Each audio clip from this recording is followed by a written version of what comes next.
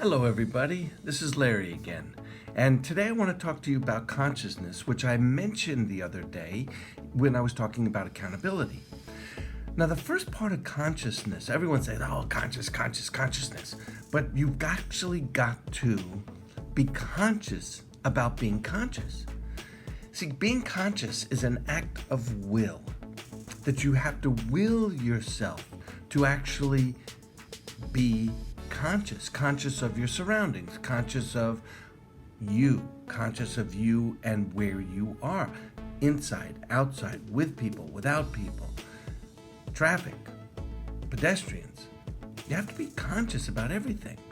You know, we forget sometimes and we try to do more than one thing, and if we're walking along the sidewalk, all of a sudden there's a piece of the sidewalk that's just up a little bit and we trip over it, and everybody looks back at the sidewalk as if it did it to you. No, all it did was remind you that regardless of what you thought was there, it's just telling you this is how it is. And we're not conscious, and then that's why we trip. See, a lot of us have a phone, and we think because the phone rings, I have to answer it. And you're not conscious that you paid for it. It is your tool, not you are its tool, and you have the right to answer it or not. As a matter of fact, almost every phone has the capability, something you also pay for, to take a message. And if you're with someone and the phone rings, why does that become more important than the person you're with? Especially if you're not expecting it.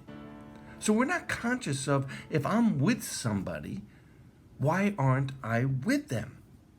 And let other things go aside. Why do I, as soon as the phone rings, why do I have to stop who I'm with to then answer the phone? And a lot of times you don't even know who it is until you pick it up.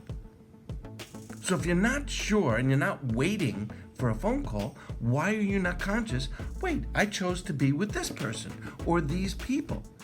Why does the phone take precedence? Why does it ring and it calls you and you lose sight of, what am I doing here? Another example is when you're with someone, let's say your wife or long-term girlfriend or boyfriend or husband. Why aren't you with them? I mean, really with them. What are you waiting for? What are you holding back from? What are you conscious or unconscious of about not saying? What are you withholding? Why do you withholding it? And usually when we withhold it, it's for the other person because we think, well, they'll get too upset, they'll have too much of a reaction or anything else. And then we never tell them that we're doing this for them. And so we never get credit for it, number one. And number two, we're doing both sides of the relationship. Are you conscious of all the times that you are doing both sides of the relationship? You think for them, but the truth is, you're not conscious of how scared you are, hurt you are, angry you are. And you think they can't handle it. And you never even ask. So consciously, you got to get yourself conscious. What are you doing? What are you doing in your life? Are you following your dream? Are you following your passion? Are you in the midst of it, or you keep making excuses, giving yourself credence because you have these thoughts and therefore you think these thoughts are real, rather than, oh, I got it. As soon as I make any decision, I expect to have a whole bunch of thoughts of why and why not. But that's what I used to entertain myself with, to either go ahead or not go ahead, rather than just go, of course, as soon as I make any decisions, I'll have probably pros and cons. But those came up because I made the decision. It's like when people get married. They don't realize it, and they never say, do you honor, love, cherish?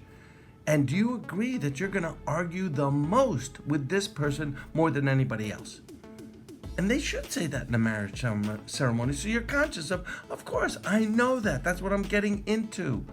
that I agreed to argue with this person because she's the one or he's the one that I care the most about and I love the most. So of course, I had one upbringing, he had another upbringing, or she had another upbringing. And why would we think we would match on everything?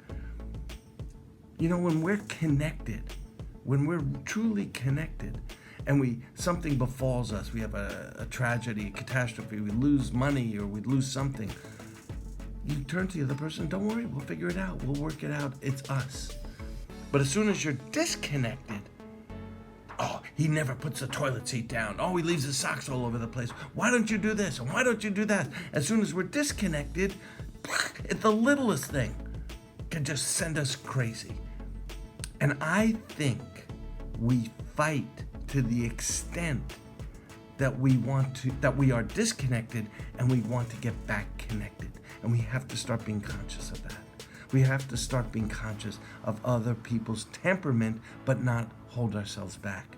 We need to be conscious of holding them able and even asking them, can I hold you able? Are you up to this?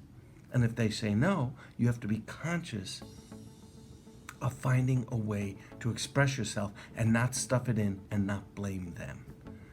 Consciousness is going to have many, many iterations, and I'll be talking about that over time. Thanks for checking in. This is Larry Gilman. I'll see you soon.